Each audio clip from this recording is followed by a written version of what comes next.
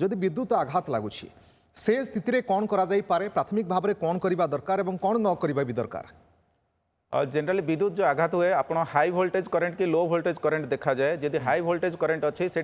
आपणकर entry point रे बहुत कम थाए किंतु इंटरनाली बहुत डैमेज हो जाए जदि जड़े हाथ में जदि हाई वोल्टेज करंट धरी दिए तो हाथटा पूरा नष्ट हो जाए से इमिडिएटली जदि हॉस्पिटल रे पहुँचुंट तो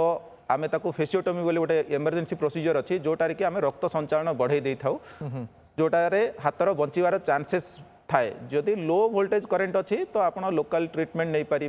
ऑइंटमेंट लगे पारे बट से देखिए कि केते वोल्टेज करंट तो हाई वोल्टेज करंट सब बेले डेंजरस थाए आउ जनरली से माने एम्पुटेशन माने हाथ कटिवारे लैंड अप करती। डॉक्टर रेड्डी आम अनेक समय देखीचे जो इलेक्ट्रिक शॉक जड़े व्यक्ति को मारुची परवर्त समय तुरंत गरम क्षीर पिया जाए